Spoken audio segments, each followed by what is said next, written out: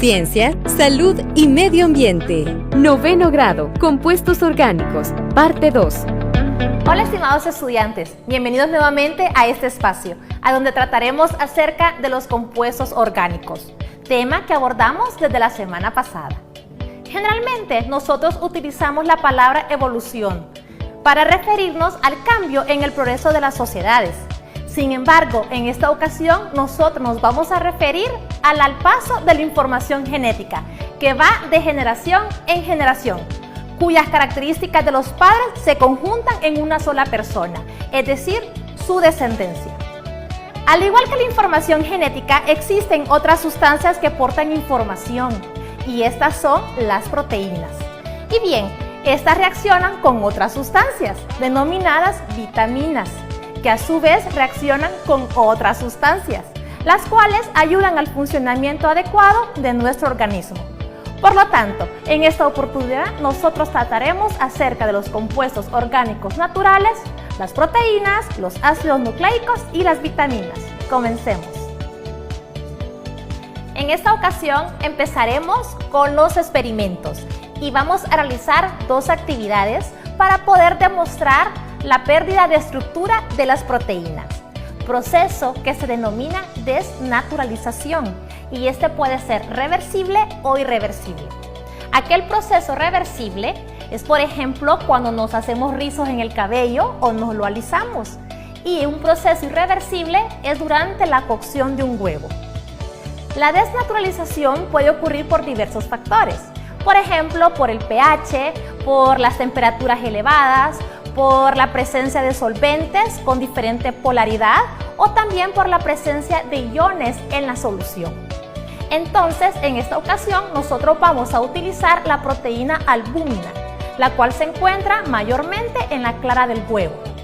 Para esto, vamos a utilizar los diversos materiales que se presentan en pantalla, las cuales son 2 claras de huevo. Vamos a ocupar también agua caliente, alcohol de uso medicinal. Vamos a ocupar diferentes recipientes, uno que sea más grande y el otro más pequeño, y posiblemente que el pequeño quepa en el grande, y una cuchara. Bien, comencemos. Vamos nosotros primero a romper un huevo y vamos a separar la clara del huevo.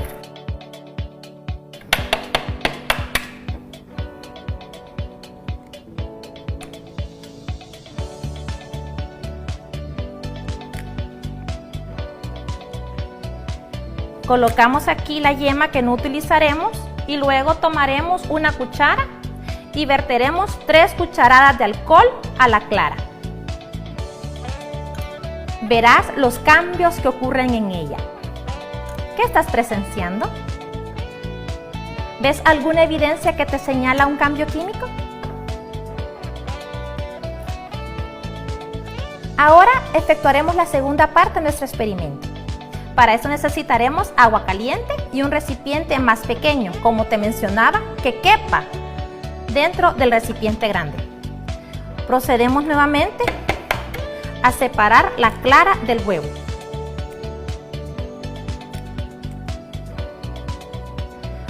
Una vez listo, descartamos la yema y colocamos dentro del recipiente más grande. Lo dejamos en reposo durante 1 o 2 minutos y observa los cambios que ocurren.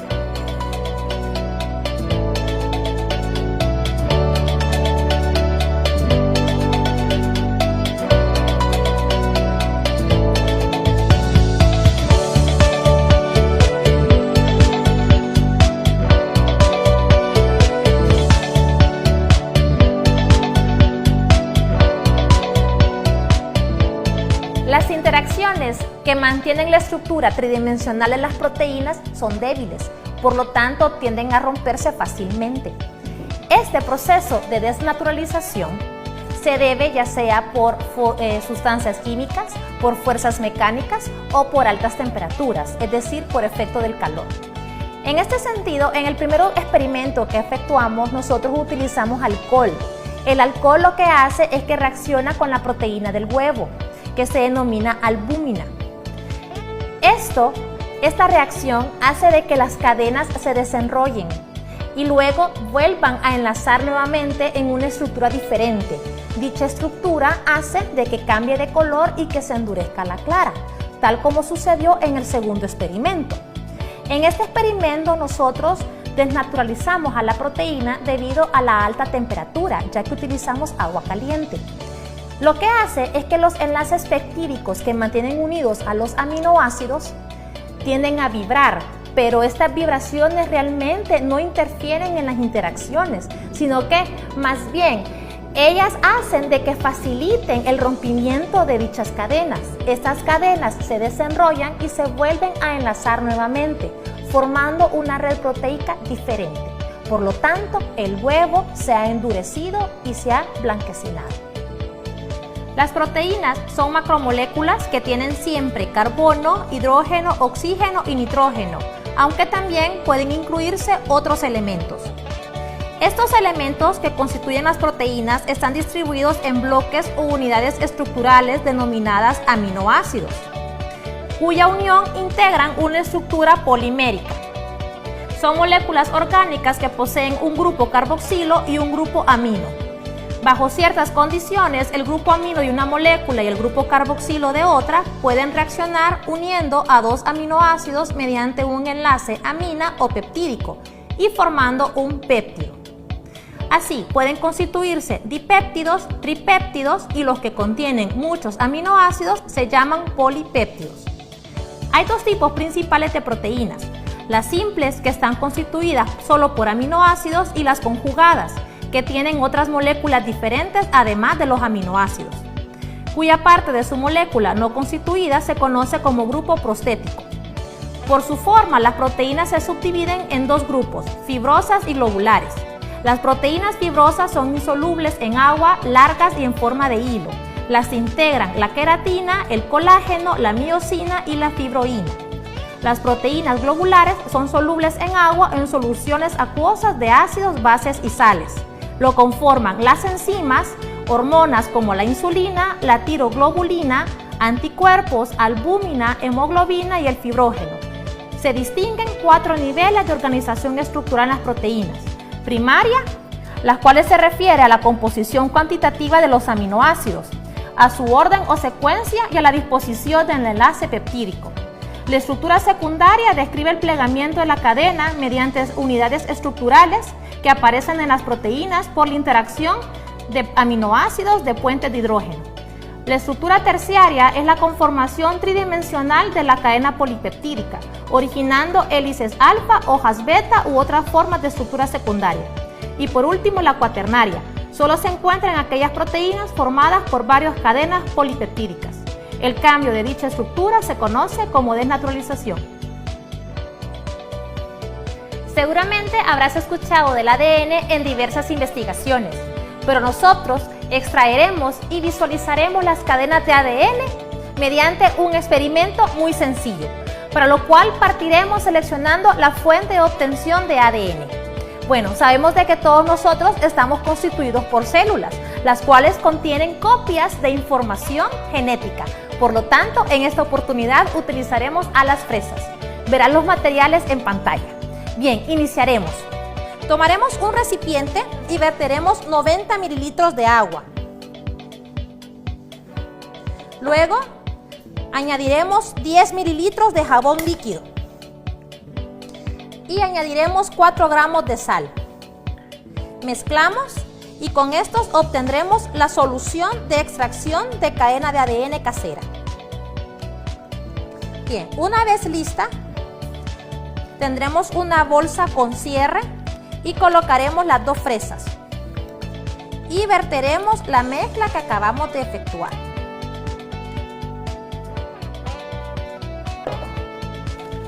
Extraemos la mayor cantidad de aire posible contenida en la bolsa y cerramos. Una vez lista, procedemos a machacar las fresas, procurando que no queden trozos grandes.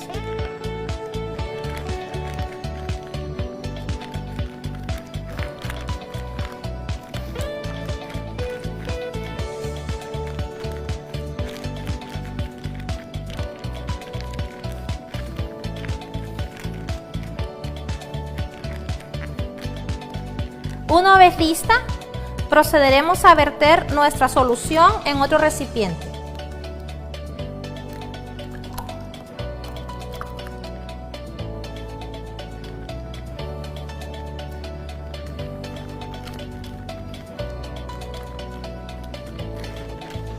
Y con ayuda de un colador, solo obtendremos la solución.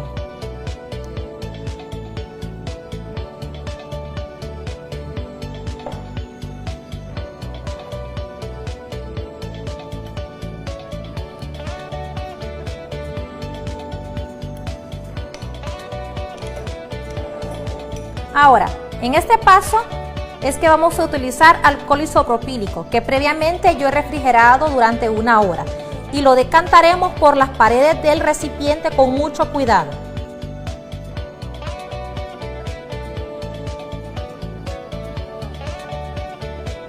Lo dejaremos reposar durante 1 minuto y verás cómo en la interfase se van produciendo las cadenas de ADN. Esto sucede porque el alcohol precipita el ADN. El ADN es soluble en agua, por lo tanto esta reacción hace de que se generen fibras parecidas a las de un algodón. Y estas serán las cadenas de ADN de un ser orgánico.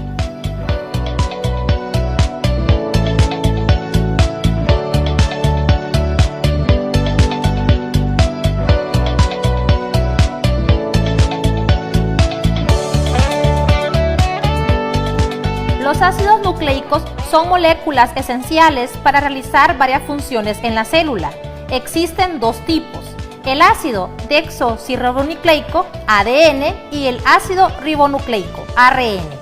En el ADN está la información genética de la célula, mientras que en las moléculas de ARN traducen dicha información. Así, el ADN se ubica en el núcleo de la célula y las ARN se encuentran afuera del núcleo. Las unidades básicas de los ácidos nucleicos son los nucleótidos, que se componen de una molécula de ácido fosfórico, una base orgánica nitrogenada y una pentosa, unidos covalentemente. Los nucleótidos se polimerizan para formar esta biomolécula en la cual los azúcares y los grupos fosfato forman el esqueleto y las bases nitrogenadas reaccionan entre sí mediante puentes de hidrógeno. Estas bases se presentan con una estructura cíclica comprendida por carbono, nitrógeno, hidrógeno y oxígeno.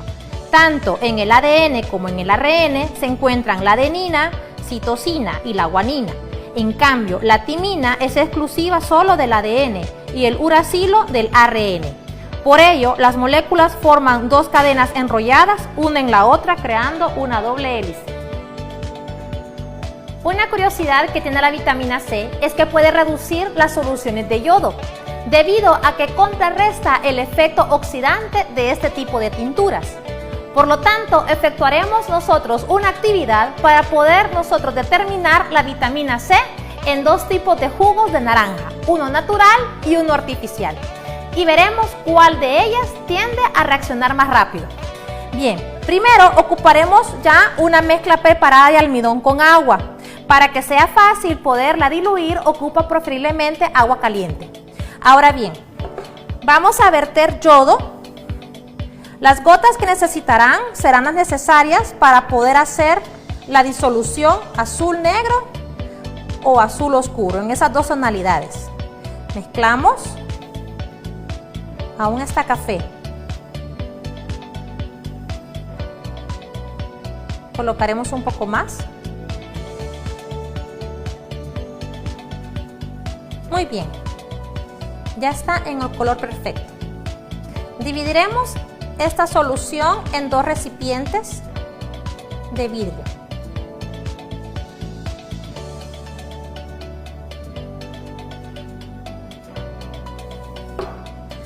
Ahora contaremos cuántas cucharadas de naranja necesitas para poder hacer el efecto reducidor.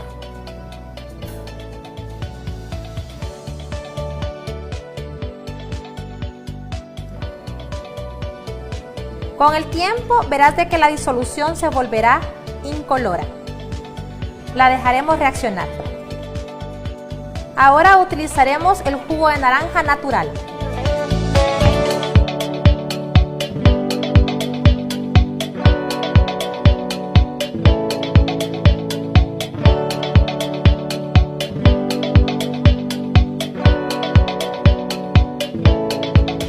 Las vitaminas son biomoléculas necesarias en la dieta en cantidades muy pequeñas, ya que actúan como catalizadores, es decir, que no necesariamente se gastan al finalizar la reacción química en la que intervienen.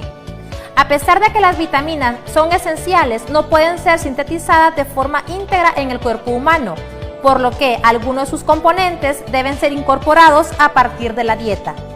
Pero la deficiencia o la sobreingesta de las mismas puede crear desequilibrio de los procesos fisiológicos.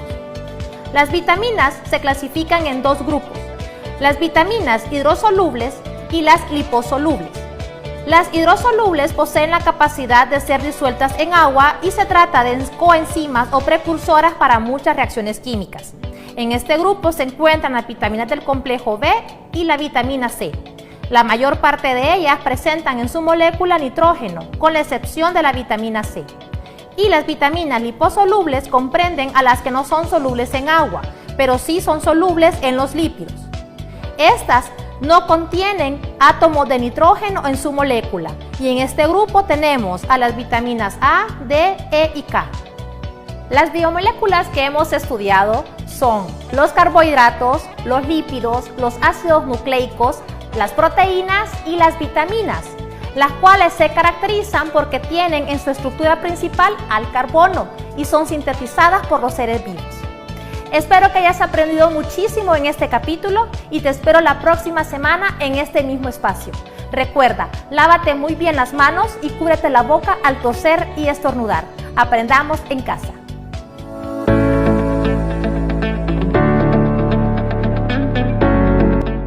Ciencias Naturales.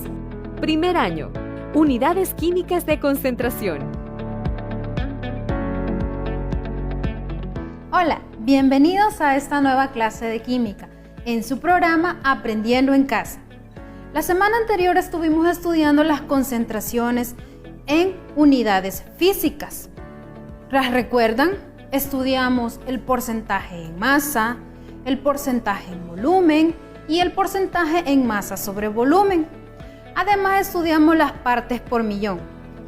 Ya las recordaron.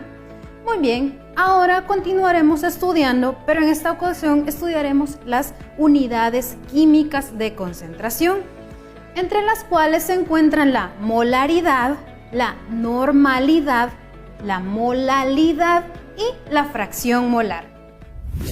Para iniciar con el estudio de las unidades químicas, deben recordar qué es la concentración. Es la cantidad de soluto que se encuentra presente en una determinada cantidad de solvente.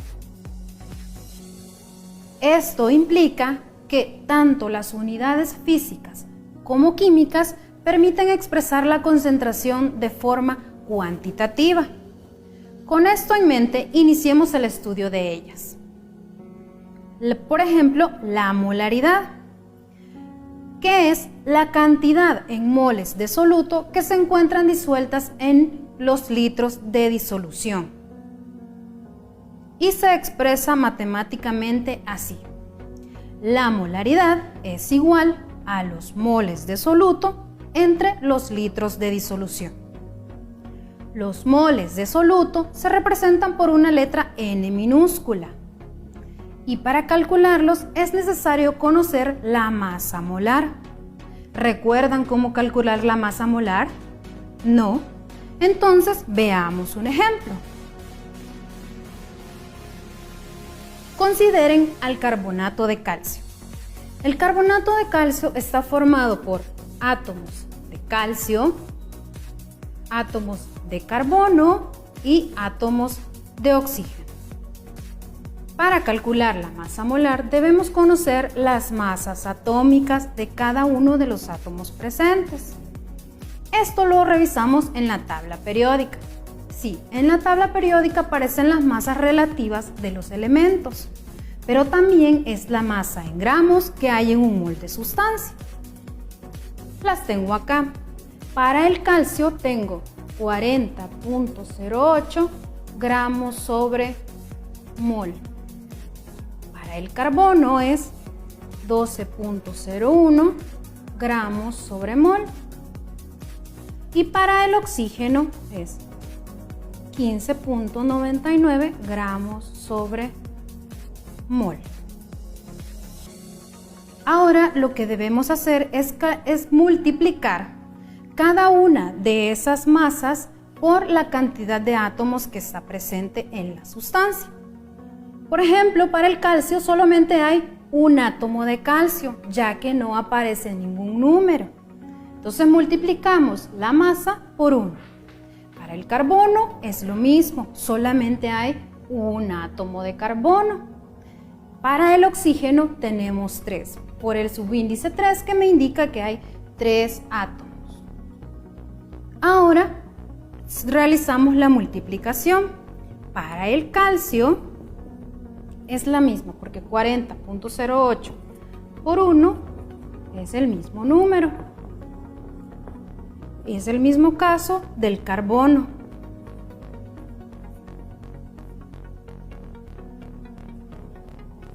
Y en el caso del oxígeno, multiplicamos los 15.99 por 3. Y eso nos da 47.97 gramos sobre mol. Ahora sumamos esas cantidades y así obtenemos la masa molar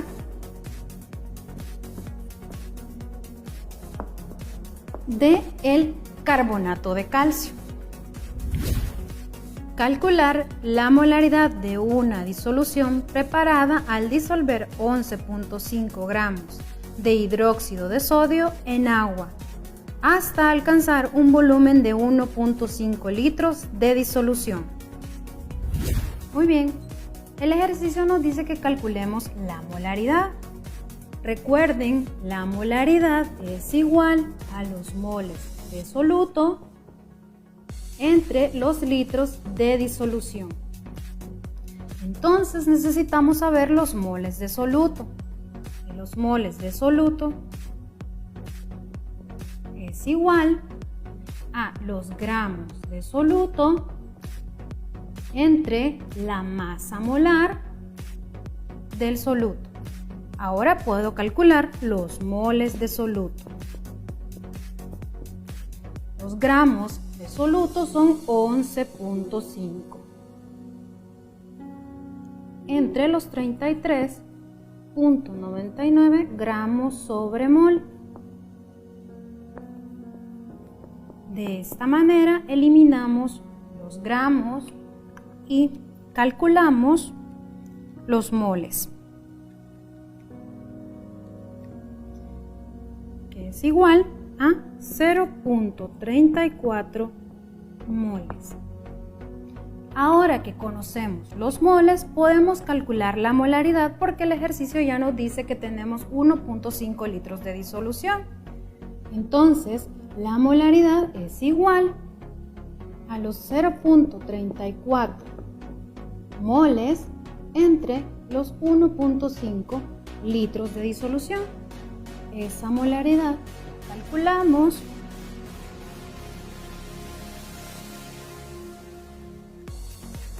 y nos da 0.23 moles sobre litro. De esta manera hemos calculado la molaridad. Ahora pasemos a estudiar la molalidad. Su nombre es muy parecido a la molaridad, pero sus unidades son diferentes. La molalidad es la cantidad en moles de soluto en 1 kilogramo de solvente y se expresa así. Molalidad es igual a los moles de soluto entre los kilogramos de solvente. Ahora veamos el desarrollo de un ejercicio para calcular la molalidad. ¿Cuál es la molalidad de una solución que se preparó con 60 gramos de glucosa y 960 gramos de agua? La molalidad es igual a los moles de soluto entre los kilogramos de disolvente. Entonces es necesario calcular los moles de soluto. Recuerden que esto es igual a los gramos de soluto entre la masa molar del soluto. ¿Quién es el soluto? La glucosa. Y nos dicen que hay 60 gramos. La masa molar ya la he calculado. Recuerden, debemos multiplicar las masas atómicas por la cantidad de átomos presente en la molécula. Entonces, esa masa es 180.12 gramos sobre mol. Y los moles de soluto son igual. Calculamos a 0.33 mol. Aquí eliminamos los gramos y nos quedan los moles. Ahora que ya conocemos los moles, podemos calcular la molalidad, o aún no. El ejercicio nos da los gramos de solvente, pero necesitamos los kilogramos. Esto lo resolvemos fácilmente con un factor de conversión donde los 960 gramos los convertimos a kilogramos, sabiendo que un kilogramo tiene 1000 gramos. Entonces, ahora sabemos que tenemos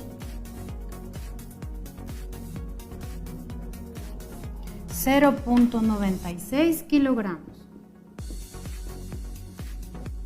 Ahora sí podemos calcular la molalidad, que es igual a 0.33 mol entre 0.96 kilogramos.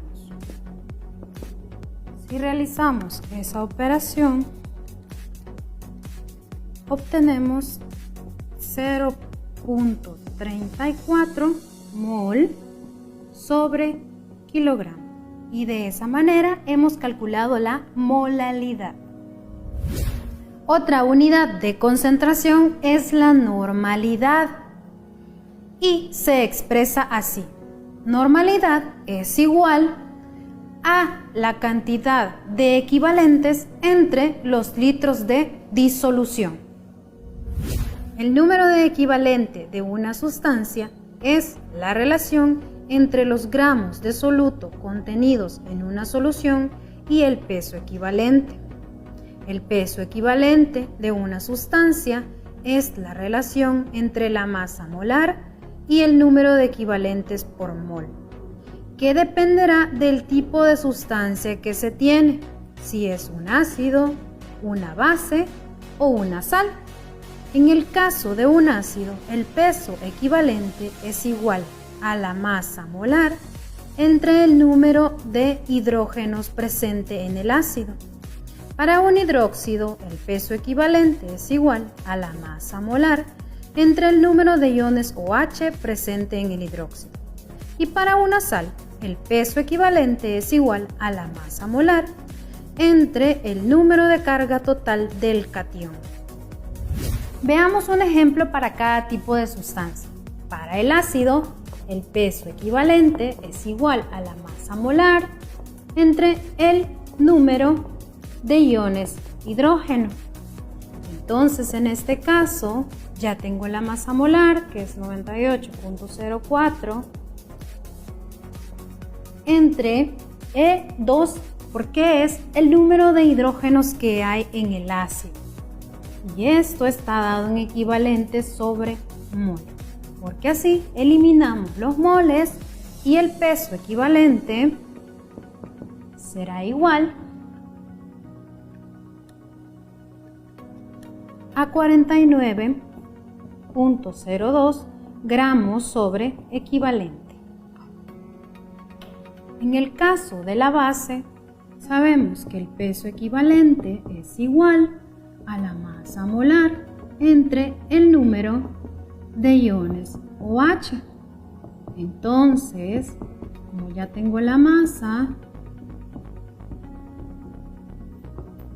y pueden observar que tenemos dos iones OH. De nuevo eliminamos los moles y el peso equivalente será igual a 29.15 gramos sobre equivalente. Ahora tenemos el caso de una sal, el tricloruro de hierro. En este caso, el peso equivalente es igual a la masa molar entre la carga total del ion del catión.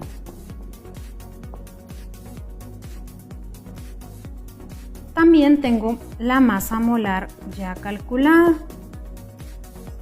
162.19 gramos sobre mol. Y la carga total del ion la calculamos de esta manera. Como el cloro o el ion cloruro normalmente trabaja con carga de -1, pero hay 3 iones cloruro, entonces la carga total es de -3. Eso significa que el hierro está trabajando con carga de +3. Entonces tenemos 3 equivalentes sobre mol. Y de esa manera tenemos el peso equivalente para el cloruro de hierro.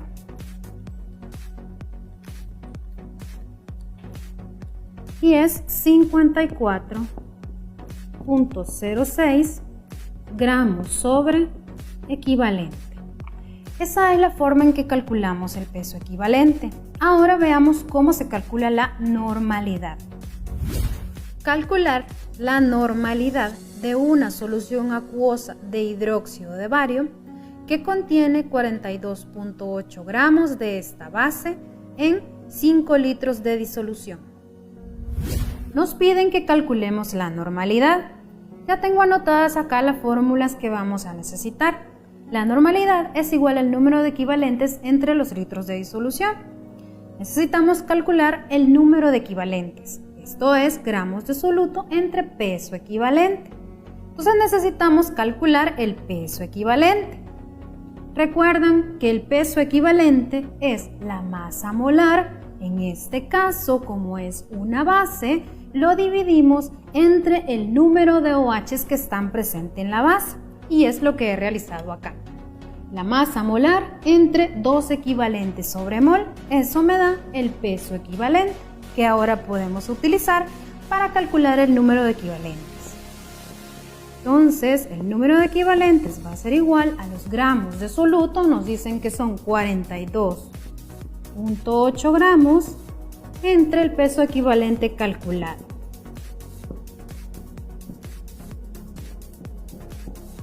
De esa manera vamos a eliminar los gramos y calculamos el resultado.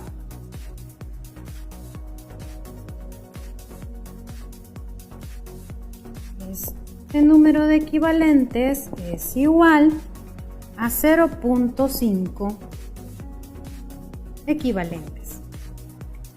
Ahora que tenemos el número de equivalentes, podemos encontrar la normalidad, que es igual a 0.5 equivalentes entre los litros de disolución, que el problema nos dice que son 5 litros. Entonces, la normalidad va a ser igual a 0.5 entre 5. Eso es 0.1 equivalente sobre litro. Y así calculamos la normalidad. Por último, estudiamos la fracción molar, que está relacionada al número de moles de los componentes de la disolución y el número de moles de la disolución. Se puede expresar como fracción molar de soluto o fracción molar de solvente. Veamos cómo se expresan matemáticamente. La fracción molar de soluto es igual a los moles de soluto divididos entre la suma de los moles de soluto más los moles de solvente. La fracción molar de solvente es igual a los moles de solvente divididos entre la suma de los moles de soluto más los moles de solvente. Ahora observen el siguiente ejemplo. se agregan 3 gramos de cloruro de sodio en un recipiente con 4.000 gramos de agua. En esta solución, calcular la fracción molar de soluto y de solvente. Nos piden que calculemos la fracción molar de soluto y solvente. Identifiquemos quién es quién. La fracción molar de soluto es para cloruro de sodio y la fracción molar de solvente es para agua. Ya he escrito las fórmulas para poder calcular cada una de las fracciones, pero necesitamos conocer los moles de soluto y los moles de solvente. Entonces vamos a calcular primero los moles. Calculemos los moles de cloruro de sodio, que sería igual a los gramos de cloruro de sodio entre la masa molar, también ya la tengo, es 58.44 gramos sobre mol.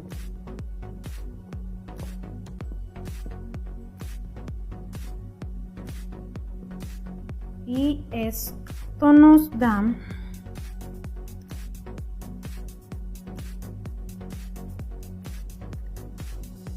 0.05 mol. Para el agua tenemos 4.000 gramos entre su masa molar, que es 18.01. Y los moles de agua son igual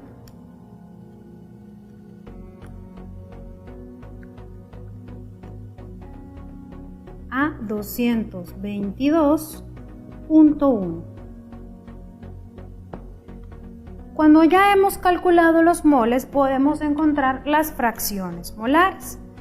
Para el cloruro de sodio tenemos que es moles de soluto 0.05 mol entre la suma de los moles de soluto más los moles de solvente. Entonces, la fracción molar del cloruro de sodio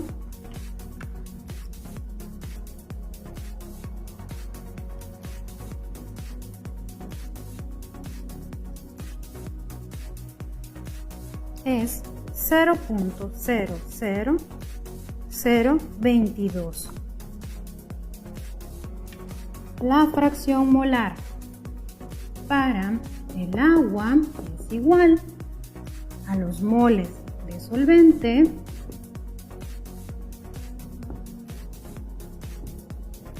entre la suma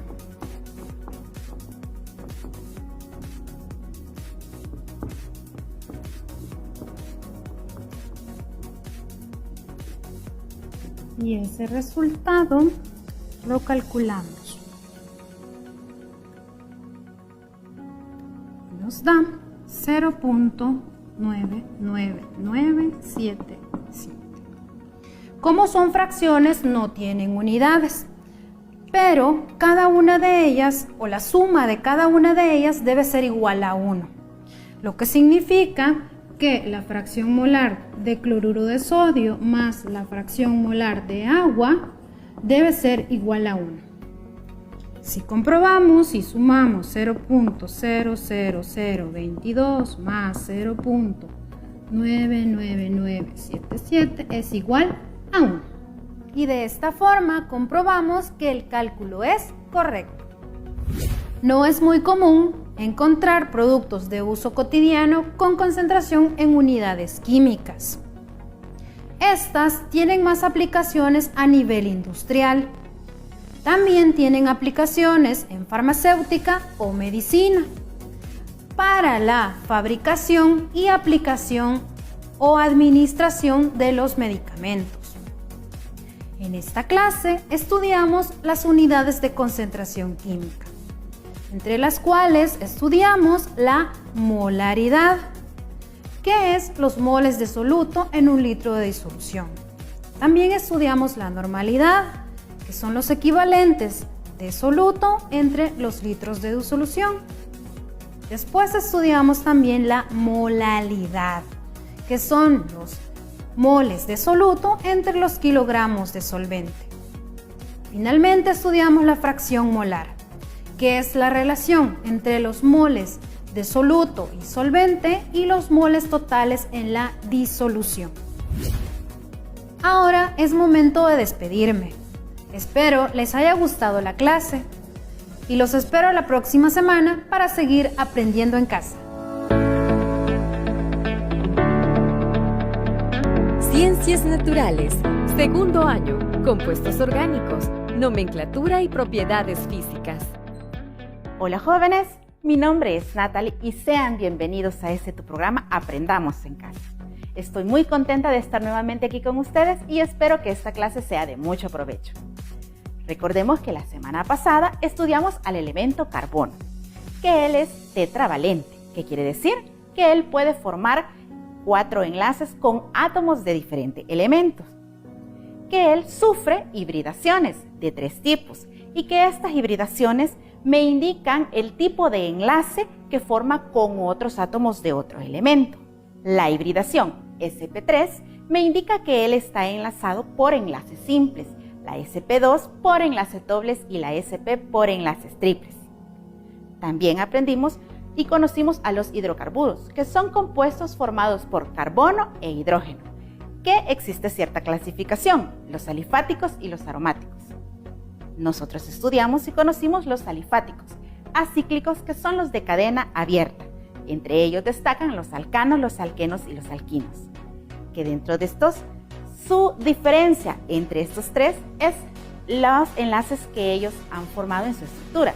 Los alcanos presentan enlaces simples, los alquenos presentan enlaces dobles y los alquinos enlaces triples. Este día aprenderemos cómo nombrarlos. También conoceremos a los hidrocarburos cíclicos y aromáticos y la diferencia entre ambos. Y por último, conoceremos las propiedades físicas de los hidrocarburos. Así que comencemos con la clase de ahora. Muy bien, jóvenes, ahora vamos a hablar de nomenclatura de hidrocarburos. Para ello se debe de seguir ciertas reglas para evitar que hayan compuestos con diferente nombre y sea un mismo compuesto o compuestos diferentes con un mismo nombre. Quien dicta estas reglas ha sido la Unión Internacional de Química Pura y Aplicada, en sus siglas IUPAC, y es por eso que se le nombra nomenclatura IUPAC. Vamos a dar inicio con la nomenclatura de alcanos. Muy bien, vamos a iniciar con esta estructura. Esta estructura corresponde a un alcano. Vamos a seguir el primer paso, el cual es seleccionar la cadena que contenga mayor número de carbonos, por tanto va a ser la de mayor longitud. Podemos determinarlo contando cada uno de los carbonos. Recordemos que cada esquina o vértice me corresponde a un carbono, el cual a su vez está enlazado con otros carbonos o con otros hidrógenos. Esta es una estructura lineoangular. Muy bien. Podemos contar para ir determinando la cadena de mayor longitud. Si inicio contando acá, 1, 2, 3, 4, 5, 6 y 7. Tengo 7 carbonos. Pero a este primer paso también se le agrega el otro criterio, y es que en esa cadena principal debe tener la mayor cantidad de sustituyentes. Si yo selecciono esta cadena, tendría este sustituyente 1, 2 y 3. 3 sustituyentes. Muy bien. Pero quiero ver yo si puedo tener otra cadena que me contengan más sustituyentes. Iniciamos. Acá, 1, 2, 3, 4, 5, 6, 7. Tengo la misma cantidad de carbonos que la primera opción, pero ahora tendría 1, 2, 3 y 4 sustituyentes. Entonces tengo cadena de 7 carbonos con 4 sustituyentes. Y en la primera opción era cadena de 7 carbonos con 3 sustituyentes. Entonces elegimos la segunda opción. Pasamos al siguiente paso. Y es asignarle un número a cada uno de los carbonos de la cadena principal. Iniciamos. Para poder asignarle un número, nos dice la regla que se inicia por donde tenemos el sustituyente más próximo. Si iniciamos acá, este es un carbono, este es otro carbono. Entonces, tendría en el segundo carbono un primer sustituyente. Y si inició en el extremo, tendría otro sustituyente en el segundo carbono. Entonces, si inicio acá o inicio al otro extremo, es igual. Comenzamos a numerar los carbonos. 1, 2, 3, 4, 5, 6 y 7. Perfecto, ya tengo mis 7 carbonos y mis 4 sustituyentes. Pero hay que determinar qué sustituyentes son los que tengo. Entonces, recordemos los prefijos que vimos la semana pasada, que se les muestra en el cuadro a continuación, donde nos dice que el nombre del sustituyente nos indica el número de carbonos, se le coloca el prefijo. Por ejemplo, si tiene un carbono, es met.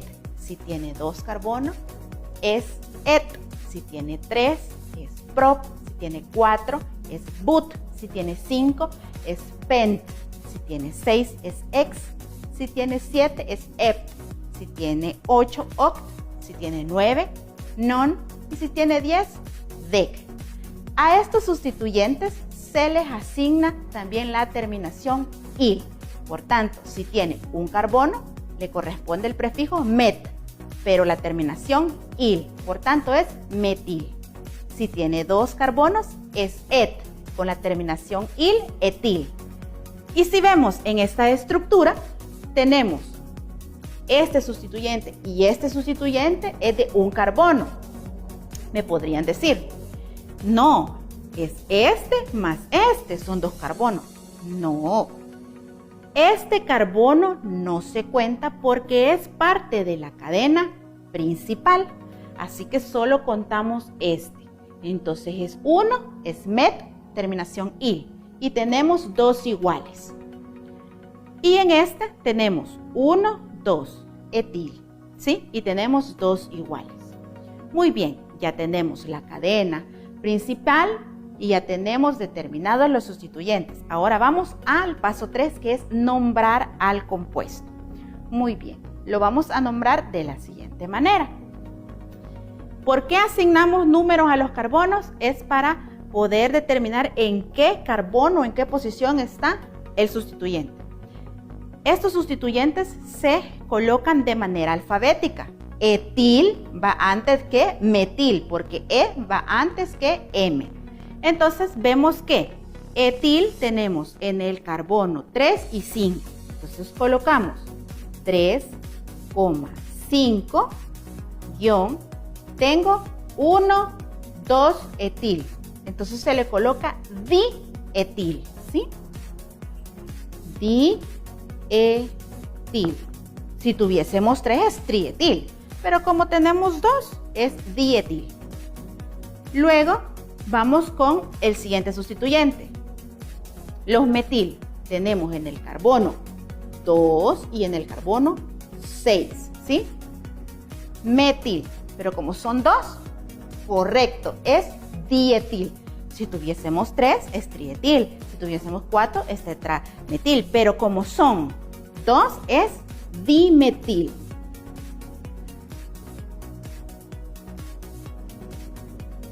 ¿Sí? Y por último, vamos a colocarle el prefijo del número de carbonos que le corresponde a la cadena principal. ¿Cuántos carbonos tiene? Correcto, 7 carbonos. ¿Cuál es el prefijo de 7? Muy bien, et, ¿sí? Et. Pero a los alcanos se les coloca ¿cuál terminación? Muy bien, ano. Entonces es heptano, ¿sí? Y este compuesto se llama así. En el carbono 3 y 5 tengo dietil, ¿sí? En el 2 y el 6, tengo los metil. Y como es una cadena de 7, es heptano, y como es un alcano, pues la terminación ano. Entonces, así es como se nombran los alcanos. Ahora vamos a explicarles cómo nombrar los alquenos. Muy bien, jóvenes. Ahora pasamos a la nomenclatura de alquenos. Siempre seguimos los mismos pasos parecidos a los alcanos, solo que hay ciertas variantes que vamos a adicionar porque se trata de compuestos que tienen en su estructura dobles enlaces. Muy bien. Iniciamos con la selección de la cadena más larga, ¿sí? Podemos decir y seleccionar contando los carbonos, iniciando acá 1, 2, 3, 4, 5, 6, 7. Si yo selecciono esta vía, yo tengo aquí 7 carbonos, ¿sí? Comprobemos si hay otra vía que contenga mayor número de carbonos mi cadena principal, que contenga doble enlace y contenga la mayor cantidad de sustituyentes. Vemos que al seleccionar esta tiene el doble enlace y tendría este sustituyente y este. Pero veamos si existe otra más larga. 1, 2, 3, 4, 5, 6, 7, 8. Perfecto, esta tiene 8 carbonos. Y si tiene 8 carbonos, tiene 2 sustituyentes y me contiene mi doble enlace. Definitivamente, esta es la cadena más larga y sobre esta vamos a trabajar. Vamos a borrar estos números para evitar confusión. E iniciamos al segundo paso, numerar, ¿sí? La cadena principal. Al numerar la cadena principal, se inicia muy bien. Donde esté más próximo, el sustituyente. Si yo cuento 1, 2, 3, 4, en el cuarto tengo un sustituyente. Y si comienzo del otro lado, 1, 2, 3, en el tercero tengo el sustituyente, por tanto, inicio aquel extremo. 1, 2, 3, 4, 5, 6, 7 y 8. Muy bien. Ahora que ya tenemos identificados los carbonos, comenzamos a nombrarlo y decimos que en el carbono 5 yo tengo un etil, ¿sí? Y en el carbono 3 tengo un metil.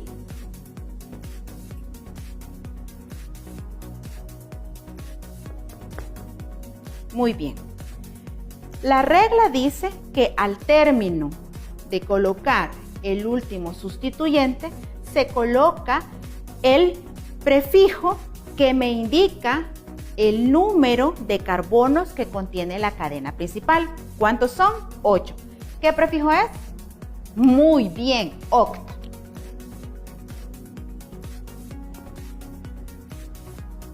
Ahora vamos a determinar dónde se encuentra el doble enlace. Y está en el carbono 4. Siempre se va a colocar el número en el doble enlace, el menor, ¿sí? El menor de la numeración de la cadena principal. 4 es menor que 5. Entonces le corresponde el carbono 4 quien contiene al doble enlace. Ponemos 4 y este que es un alqueno. Su terminación sería muy bien, eno. Entonces ponemos eno. Y este sería el nombre del compuesto. 5 etil, porque tengo un etil. 3 metil, en el carbono 3 tengo un metil. Es una cadena de 8, oct. En el carbono 4 tengo el doble enlace Y como es un alqueno, eno. 5-etil, 3-metil-oct, 4-eno. Ahora vamos a nombrar a los alquinos. Muy bien, ahora vamos a explicar la nomenclatura de alquinos. Siempre aplicando como base lo que ya hemos visto. Seleccionar la cadena que contenga mayor número de carbonos, que es mi cadena principal. Que dentro de esa cadena debe de contener mis enlaces dobles o triples y que contenga la mayor cantidad de sustituyentes. Muy bien. Tenemos este alquino.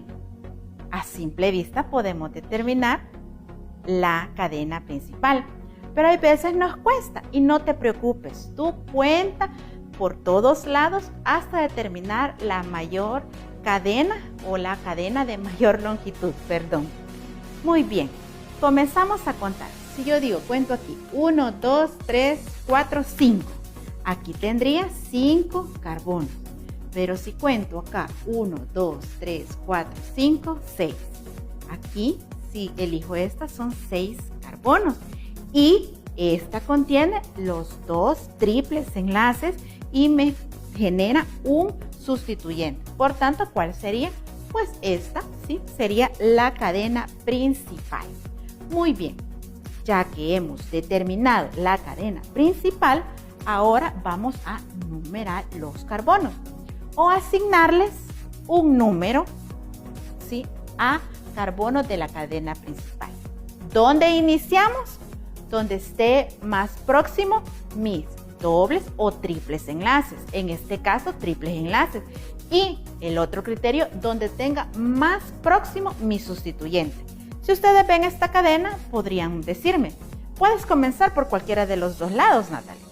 Sí, porque tengo a los dos extremos mis triples enlaces, pero ¿dónde tengo más cerca mi sustituyente? A este lado, porque lo tendría en el carbono 3, 1, 2, 3. Mientras si comienzo en el otro extremo, lo tendría en 1, 2, 3, 4. ¿Ven? Iniciamos acá numerando los carbonos. Carbono 1, 2, 3, 4, 5 y 6. Muy bien. Ya que he identificado cada carbono, pues procedemos a nombrarlo, ¿sí? ¿Cómo lo vamos a nombrar? Primero el sustituyente. Muy bien. ¿En qué carbono tengo el sustituyente? En el carbono 3. Tengo el sustituyente. ¿Qué sustituyente es? Muy bien, metil. Aquí no puedo decir, ordénalo alfabéticamente, porque como solo un sustituyente tiene, pues ese ponemos, metil, ¿verdad? Muy bien, ahora vamos a colocarle el prefijo de la cadena principal. ¿Cuál es el prefijo? Ex. En este caso, para que se escuche o que se vea bien el nombre, no solo le colocamos ex, sino que le ponemos hexa. Sí, hexa. Ese término de 6 carbonos que le corresponde el prefijo ex, se le coloca hexa. ¿Sí? Hexa. Hexa. Muy bien. ¿Cuántos dobles enlaces tengo en esta estructura? 2. ¿En qué carbonos? En el carbono 1. ¿Y en el carbono 6, Natal? No, no es en el carbono 6. ¿Qué les dije? Que los dobles y triples enlaces deben de tener el número menor. 5 es menor que 6, por tanto, el triple enlace está en el carbono 5 y en el carbono 1. Entonces colocamos 5. Pero como son 2, di. Sí, muy bien, di. ¿Y cuál es la terminación de los alquinos? Ino. Entonces colocamos di y no. ¿Sí? Entonces este compuesto se llama así. 3-metil, que tiene en el carbono 3 un metil. Hexa, porque su cadena es de 6. 1,5, porque tiene los triples enlaces en 1 y en 5. Di-ino. Este sería el nombre Así es como vamos a nombrar a los alcanos, alquenos, alquinos, aplicando estas reglas o pasos de la nomenclatura, UPAC. Ahora vamos a explicarles y darles a conocer los cicloalcanos y compuestos aromáticos. Muy bien, jóvenes, ya aprendimos a nombrar a los alcanos, alquenos, alquinos. Ahora es el turno de que te explique qué son los hidrocarburos cíclicos. Entre ellos destacan los cicloalcanos. Siempre se identifican con la palabra ciclo antes del prefijo que le corresponde al número de carbonos y se le coloca la terminación ano. Por ejemplo, ciclopropano, que tiene 3 carbonos, ciclobutano, ciclopentano, ciclohexano, cicloheptano, ciclooctano. También podemos mencionar a los cicloalquenos, que se identifican siempre con la palabra ciclo antes del prefijo que le corresponde al número de carbonos y se le coloca la terminación eno. Por ejemplo, ciclopropeno, ciclobuteno, ciclohepteno, ciclohexeno y cicloocteno. Muy bien, ahora les voy a enseñar qué son los hidrocarburos aromáticos. El más conocido es el benceno, que en su fórmula es C6H6. Gracias a la espectrofotometría infrarrojo, se ha podido determinar que dentro de la estructura del benceno no existen enlaces dobles y simples fijos, sino que existe doble y simple al mismo tiempo. A eso se le llama híbrido de resonancia.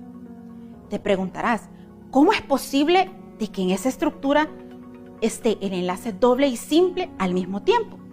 Con la siguiente animación lo entenderás. Pon mucha atención. En la molécula del benceno, cada uno de los átomos de carbono que lo conforman se encuentra situado en un vértice, dando una figura hexagonal. Los carbonos del benceno tienen una hibridación de tipo sp2. Los híbridos mencionados se utilizan para constituir los enlaces existentes carbono-carbono y carbono-hidrógeno. Cada uno de los carbonos a su vez cuenta con un orbital p, no híbrido, que se encuentra perpendicular al plano de la molécula, con un electrón situado en su interior, el cual es compartido con los 5 carbonos restantes, consiguiendo formar lo que se conoce como la nube electrónica pi. Este fenómeno de deslocalización es lo que llamamos resonancia.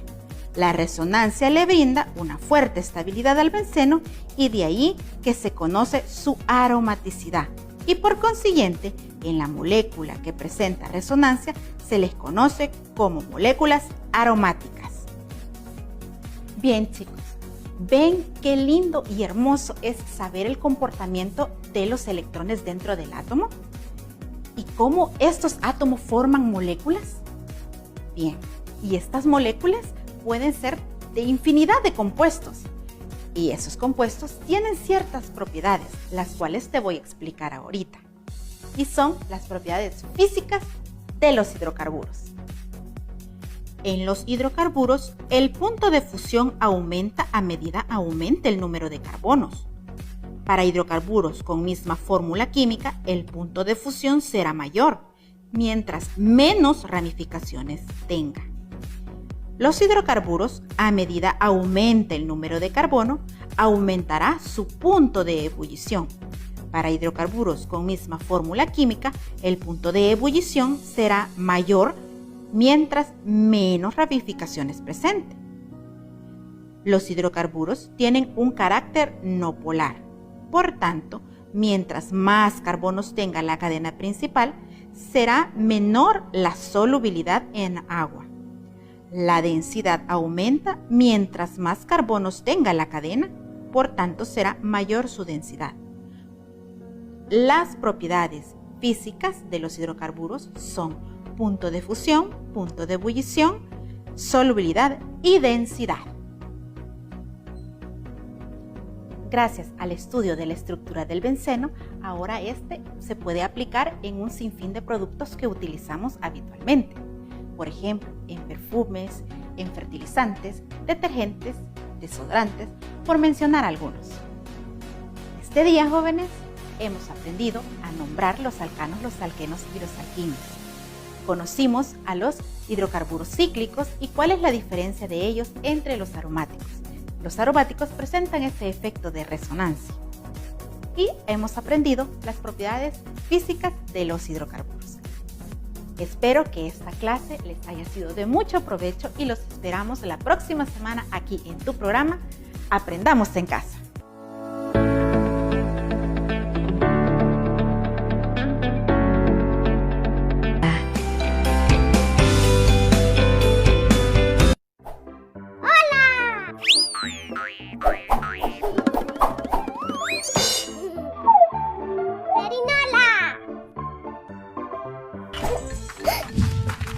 Ahora veremos trabajo en equipo. ¡Ay, qué lindo día para caminar! Manuelita, ya llegamos. Ya mismo, Miguelito. Todos en fila. Caminen, caminen, que ya llegamos.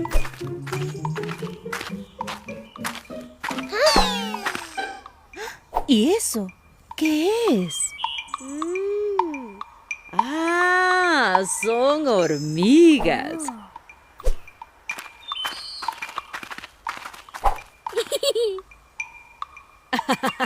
Es verdad, se parecen. Perinola, apura que te quedas.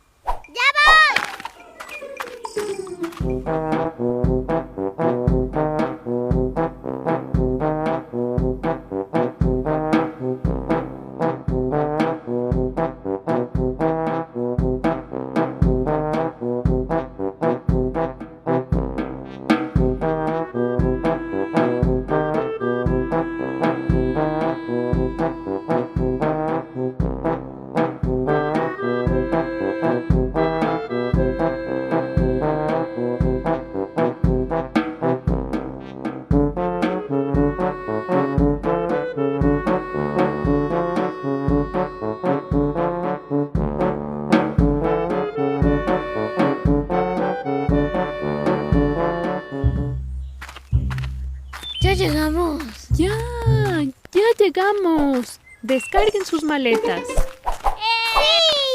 Primero debemos levantar la carpa. Saquen los palitroques y el cobertor de la maleta. Perinola y Miguel se encargan de los palitroques y Juan y Celinda del cobertor. No,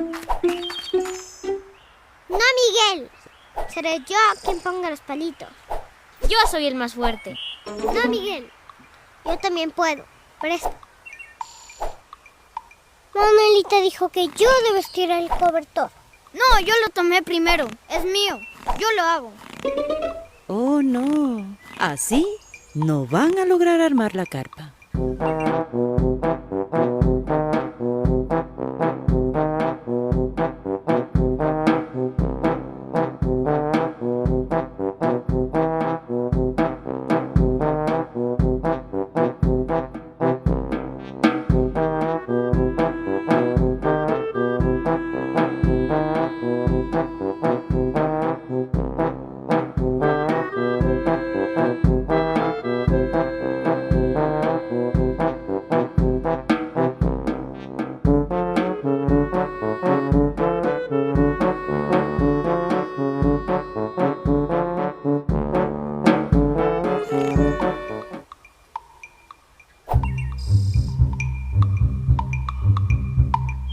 Miren, chicos, esas hormiguitas van caminando en fila.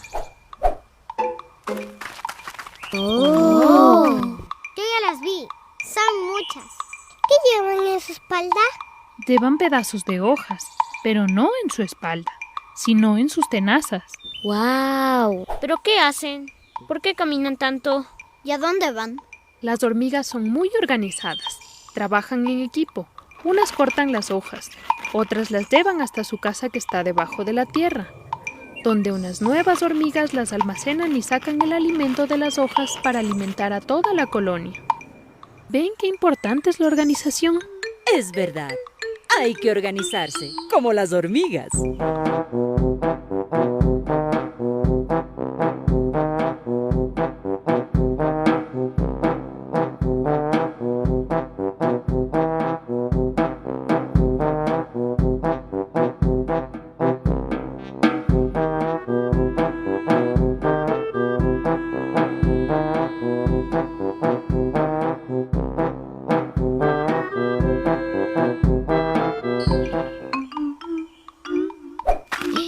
Sí, organicémonos.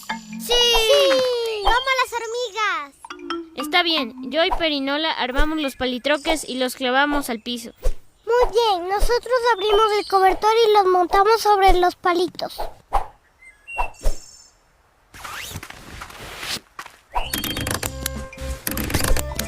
¡Qué bien les quedó! Eso es trabajo en equipo.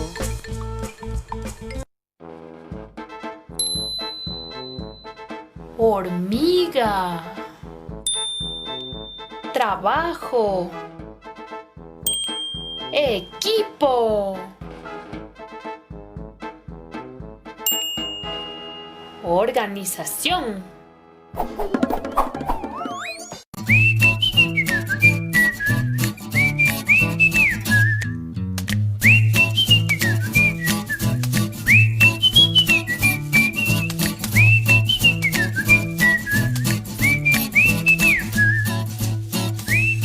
Aprendamos en casa.